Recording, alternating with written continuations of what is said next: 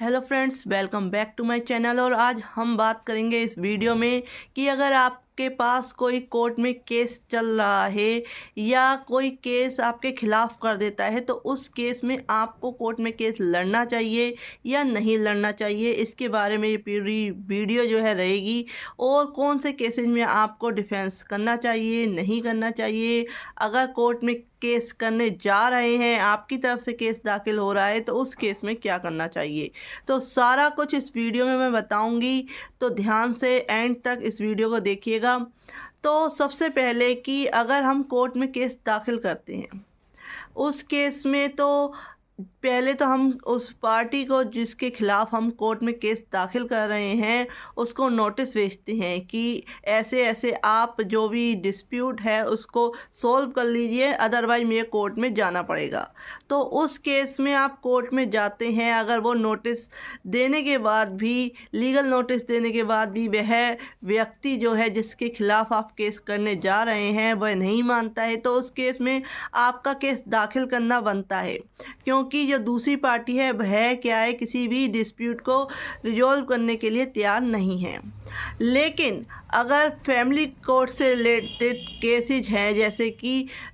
कोई डिवोर्स से related case है या किसी भी अलग तरह का केसेज है जो कि मैरिज से रिलेटेड है, तो उस केस में आपको सबसे पहले क्या है, अगर आप कोई डिवोर्स केस फाइल करना चाह रहे हैं तो उस केस में आप म्यूचुअल कंसेंट से, यानी कि आपसी सहमति से जो अगर डिवोर्स हो सकता है तो उसको फॉलो कीजिए। क्योंकि उस केस में क्या होता है, अगर आप कोर्ट में भी अगर केस दाखिल करते हैं, जैसे कि मैं खुद भी वकील हूँ, तो अगर कोर्ट में भी आप केस दाखिल करते हैं तो उस केस में कोर्ट जब पहली तारीख देती है तो उस तारीख पर पहले तो केस दाखिल हो जाता है, लेकिन उसके बाद क्या है, उसे मेडिटेशन सेंटर भेज दिया जाता है। वहाँ पे आप दोनों को बिठा के आपकी सहमति, यानी कि आपके बीच जो डिस्प्यूट है उसको सॉल्व करने की कोशिश की जाती है। लेकिन अगर उसके बाद भी 2-4 तारीखों पढ़ने के बाद भी अगर आपका इस तरीके से डिस्प्यूट रिजॉल्व नहीं होता है तो उस केस में आगे की प्रोसीडिंग्स चालू होती है। रिटन स्टेटमेंट, यानी कि जो भी अपोजिट की पार्टी है वो रिटन स्टेटमेंट वगैरह दाखिल करती है और केस की ऐसी प्रोसीडिंग्स चलती है। लेकिन अगर केस दाखिल करने से बचना है या केसेज कोर्ट केसों से बचना है, वकीलों से बचना है, तो उस केस में आपको पहले एक लेवल पे क्या है, आपको उस जो भी डिस्प्यूट है उसको आपस में सुलझाने की कोशिश करनी चाहिए। और फैमिली केसेज में तो कोर्ट कहती है कि सबसे पहले कोर्ट को जो है मेडिटेशन सेंटर भेजना पड़ता है हर केस को, जिससे कि, क्योंकि इसमें नियम है, इसमें रूल बना हुआ है कि आपको कोर्ट को क्या है, भेजना ही पड़ेगा। अगर वह नहीं भेजती है तो उस केस में जो कानून है उसका क्या है, जो कानून है उसका उपयोग नहीं होता है। और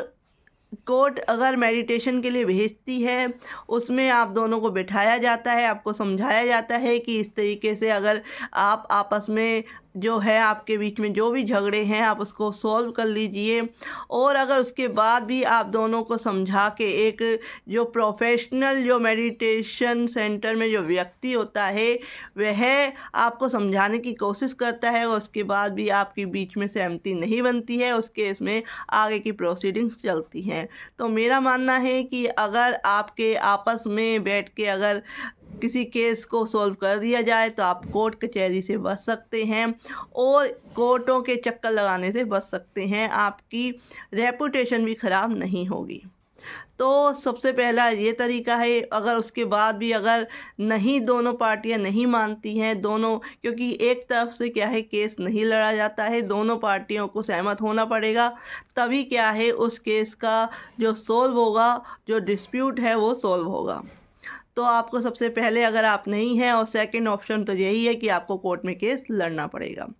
लेकिन कोई भी केस अगर दाखिल होता है, आपके खिलाफ भी होता है, तो आपको कोशिश करनी चाहिए कि कोर्ट कचहरियों से बचे और क्या है आपस में ही मिलके क्या है उस डिस्प्यूट को क्या है सॉल्व कर लें, जिससे कि कोर्ट में केसेज जो है केसेज ना बढ़ पाए, ना जा पाएँ और आपके जो सोशल रिस्पेक्ट है वो भी आपकी बनी रहे। तो अगर आपको मेरी वीडियो पसंद आई हो फिर लाइक माई वीडियो, फिर like share and subscribe my channel. Thank you for watching this video.